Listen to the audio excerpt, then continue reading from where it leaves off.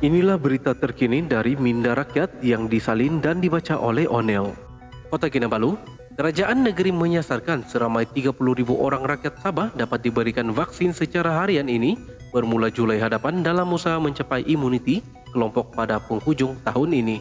Ketua Menteri Sabah Datuk Haji Jinor berkata, buat masa ini kadar penerima vaksin adalah seramai 13.000 sehari dan disebabkan itu Kerajaan Negeri merangka pelbagai strategi bagi meningkatkan lagi jumlah penerima vaksin harian di Sabah.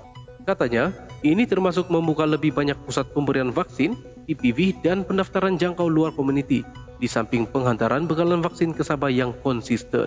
Bagi bulan ini, bekalan vaksin akan diterima setiap minggu dan mengikut perancangan, Sabah akan menerima lebih banyak bekalan vaksin pada bulan Julai dan seterusnya.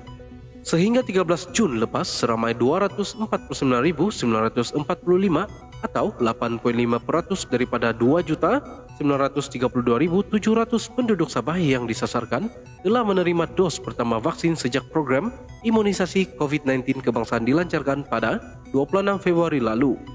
Beliau berkata demikian pada sidang media selepas membuat tinjauan di Pusat Pemberian Vaksin PPV di Wisma Wanita di sini semalam. Turut hadir Menteri Pembangunan Masyarakat dan Kesejahteraan Rakyat Sahelmi Yahya, Setiausaha Kerajaan Negeri Datuk Seri Sapar Untung, Setiausaha Persekutuan Sabah Datuk Dr. Zulkapli Mohamed dan Pengarah Jabatan Kesihatan Negeri Sabah JKNS Datuk Dr. Kristina Rundi. Mengulas lanjut mengenai tinjauan beliau di PPV Wisma Wanita, Haji Ju berkata, PPV yang mula beroperasi sejak semalam dengan kapasiti 400 orang sehari itu digunakan khusus untuk pemberian vaksin kepada penjawat awam di negeri ini dan persekutuan yang bertugas di Kota Kinabalu serta penduduk setempatnya. Keutamaan akan diberikan kepada kaki tangan perkhidmatan awam yang sentiasa berada di lapangan dan bertemu orang ramai seperti pemandu, penghantar barang, pegawai kaunter dan anggota polis, jabatan air, jabatan imigresen dan jabatan pendidikan. Seramai 20.549 penjawat awam di negeri di seluruh Sabah, manakala 107.172 pula adalah penjawat awam persekutuan. Bagi penjawat awam yang bertugas di daerah, mereka akan menerima vaksin di PPV sedia ada di kawasan masing-masing. Setakat ini, sebanyak 72 fasiliti kesihatan dan 23 PPV awam beroperasi bagi membantu program imunisasi yang sedang giat dilaksanakan serta mula diluluskan pada penduduk Sabah berumur 18 tahun ke atas.